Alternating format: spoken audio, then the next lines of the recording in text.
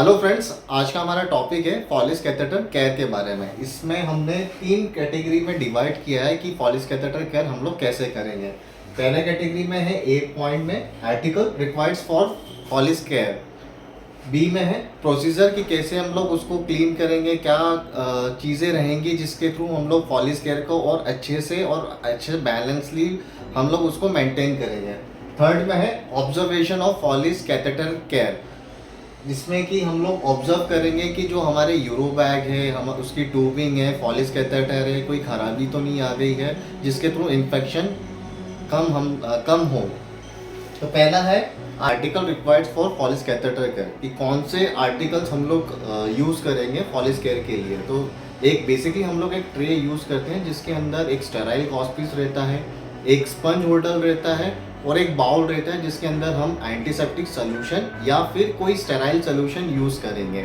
और जो पहले मैं एक इम्पॉर्टेंट पॉइंट बता दूं कि फॉलिस केयर हम लोग जब करेंगे तो जो पेशेंट का या तो फीमेल रहेगी या फिर मेल रहेगा तो उसके हम लोग को प्राइवेट पार्ट्स क्लीन करना है ताकि कोई इन्फेक्शन पेशेंट को ना हो। और जो भी हम लोग एंटीसेप्टिक या स्टेराइल सोल्यूशन यूज़ करें वो फ्रिक्वेंटली उस माइक्रो ऑर्गेनिज्म को किल कर पाए।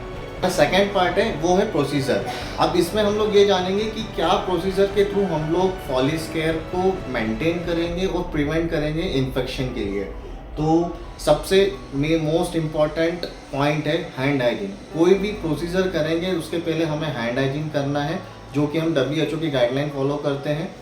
देन सेकेंड पॉइंट है यू वेयर स्टेराइल ग्लव्स। जो ग्लव्स हम लोग यूज़ करेंगे वो स्टेराइल होना चाहिए जिसके थ्रू हम लोग इन्फेक्शन ना दे पेशेंट को।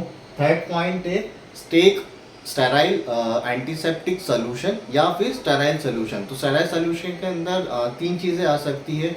कोई भी मेडिकल शॉप पे हम लोग को कोई स्टेराइल सोल्यूशन मिल सकता है। सेकेंड है डिस्टिल वाटर, थर्ड है NS। देन फोर्थ पॉइंट है जो हम लोग क्लीन कैसे करेंगे। पहला है उसको हम लोग आउटर जो एरिया रहता है प्राइवेट पार्ट का उसको पूरी तरीके से कम्प्लीटली क्लीन करेंगे। देन जो इनर पार्ट रहता है पेशेंट का, इसमें पहले 2 पार्ट में है, एक मेल का रहेगा या फिर फीमेल रहेगा, वो हम लोग आगे पढ़ेंगे। देन अब जो मेल रहता है उसका जो हमारा फोरस्किन रहता है उसको हम लोग प्रॉपरली जो एंटीसेप्टिक सोल्यूशन या फिर स्टेराइल सोल्यूशन से क्लीन करेंगे। और फीमेल वाले में लूबिया रहता है जिसके थ्रू हम लोग पहले इनर पार्ट को क्लीन करेंगे, देन उसके बाद में आउटर सरफेस या एरिया को क्लीन करेंगे जिसके थ्रू हम लोग फीमेल को इन्फेक्शन प्रिवेंट करने के लिए रहता है। दोनों में अलग अलग चीज़ें, कन्फ्यूजन नहीं होना चाहिए। देन लास्टली जब हमारा ये प्रोसीजर कंप्लीट हो जाएगा तो हमें जो हमने ग्लव्स यूज़ किया था उसे हम लोग डिस्कार्ड करेंगे एज पर बायोमेडिकल रूल्स। और लास्टली हम लोग जो हमारा हैंड हाइजीन है, जो हम लोग पेशेंट का कोई इन्फेक्शन है उसको प्रिवेंट करने के लिए। देन जो हमारा थर्ड कैटेगरी है ऑब्जर्वेशन ऑफ कैथेटर केयर, उसमें हम लोग क्या ऑब्जर्व करेंगे। पहला है regular review and check for catheter, यानी कि जो हम लोग ने फॉलिस लगाया है पेशेंट के अंदर उसको उसकी ट्यूबिंग को चेक करेंगे। फॉलिस जो प्रेजेंट है वो प्रॉपर तरीके से वेल बैलेंस है, कहीं पे उसको खिंचाव तो नहीं हो रहा है, कहीं ब्लीडिंग तो नहीं हो रही है, वो हम लोग चेक करेंगे। सेकेंड है जो हमारा यूरो बैग होता है वो बिलो ब्लैडर लेवल पे होना चाहिए, ना कि मतलब अपर लेवल में, ताकि जो भी यूरिन हमारा कलेक्ट हो रहा है यूरो बैग के अंदर वो प्रॉपरली जा पाए।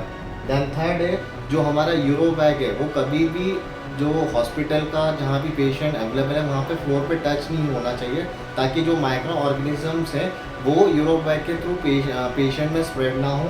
देन लास्ट है जो भी हम लोग ने फॉलिस केयर की जो ट्यूबिंग को फिक्स करा है पेशेंट के थाई के ऊपर, उसका रेगुलर ऑब्जर्वेशन करना है, कहीं ईचिंग तो नहीं हो रही पेशेंट को, कहीं पर रेडनेस तो नहीं आ रही, या फिर कहीं पे जो ट्यूबिंग है गलती से ऊपर नीचे तो नहीं हो गया है, ये हम लोग वॉच करना है।